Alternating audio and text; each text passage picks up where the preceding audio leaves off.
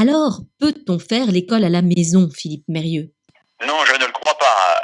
Je ne le crois pas, d'autant plus que si on a inventé l'école, c'est bien précisément parce que la maison, la famille n'est pas le lieu privilégié de la transmission des savoirs. Alors il y a évidemment des savoirs qui se transmettent en famille, ils sont nombreux, mais les savoirs scolaires, c'est-à-dire des savoirs organisés, structurés et partagés entre tous les enfants, ils s'acquièrent dans un cadre particulier qui est l'école. Alors dans ce cadre particulier, il y a un enseignant qui exerce une autorité tutélaire et qui construit un collectif.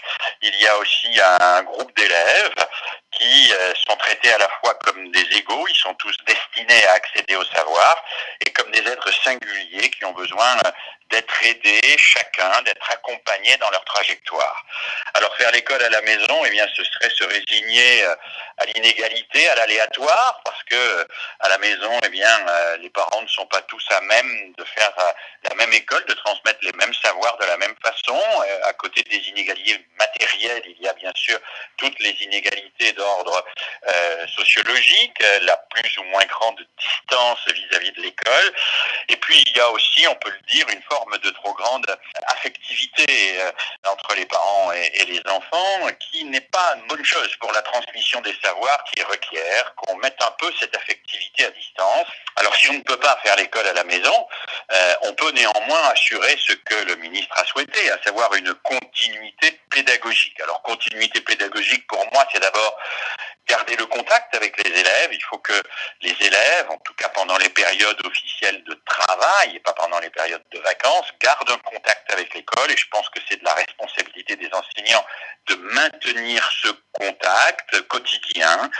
Je pense aussi qu'il faut que les élèves gardent une relation avec le scolaire. Alors, pas nécessairement, et pour ma part, je pense qu'il est très difficile d'acquérir des notions nouvelles, mais probablement un travail de révision un peu décalé, un travail peut-être un peu plus ludique, un travail faisant appel à l'imagination, à l'inventivité, un travail mettant en relation l'expérience quotidienne de l'enfant avec des acquisitions scolaires qu'il a déjà effectuées. Mais en toute logique, je crois que le moment où l'école reprendra ne sera pas le moment où l'on continuera un programme qui aurait été poursuivi pendant cette période de confinement.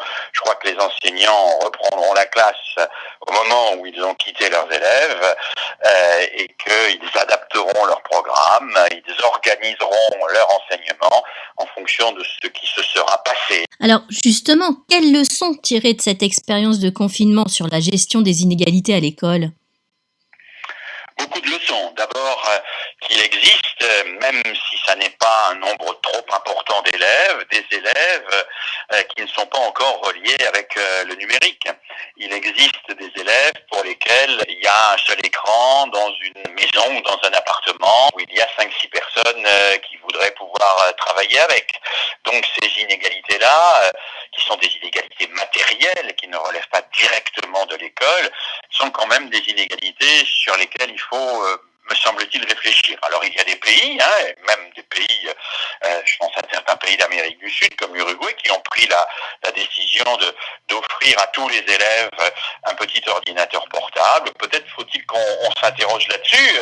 On aura bientôt des élections régionales, des élections départementales. Peut-être faut-il que les collectivités territoriales, les municipalités réfléchissent à cette hypothèse-là pour casser, ou en tout cas tenter de casser cette fracture numérique.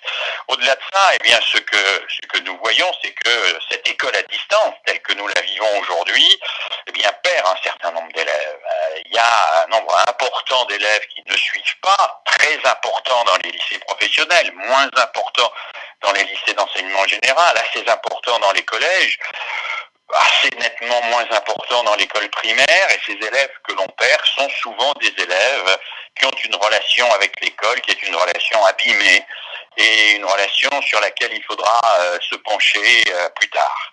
Et puis enfin, je pense qu'il faudra retravailler, parce que c'est en France un domaine dans lequel nous sommes un petit peu en retard, sur la relation des parents avec l'école. Je crois, et en particulier pour le collège, où chaque élève a plusieurs professeurs, que la relation pédagogique est trop dispersée. Je pense qu'il faudrait, je le dis depuis longtemps, redonner une place significative au professeur principal, lui donner 1 ou 2 heures de décharge, éventuellement un bureau et un téléphone, pour qu'il puisse être cette interface entre les parents et en particulier les parents les plus éloignés de l'école et l'école. Il ne faut pas que ces parents, ces familles les plus éloignées de l'école ne soient contactés que dans les cas de menaces de sanctions ou d'orientation difficile ou prématurée.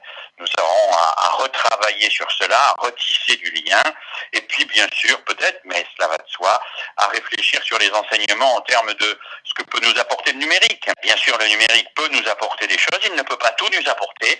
La complémentarité du numérique et du présentiel est quelque chose sur quoi nous devrons réfléchir, et nous aurons là un matériau intéressant à analyser, observer, y compris pour les enseignants de terrain et les chercheurs, qui permettra peut-être de moins s'emballer sur le tout numérique, de mieux proportionner la part du présentiel, la part de l'expérimental, la part du numérique, la part du collectif et la part de l'individuel aussi. Enfin bref, nous aurons beaucoup de choses à tirer de cette expérience une fois qu'elle sera passée, et que l'école, la véritable école, celle qui réunit tous les enfants de la République dans des classes où ils travaillent ensemble, aura repris son cours.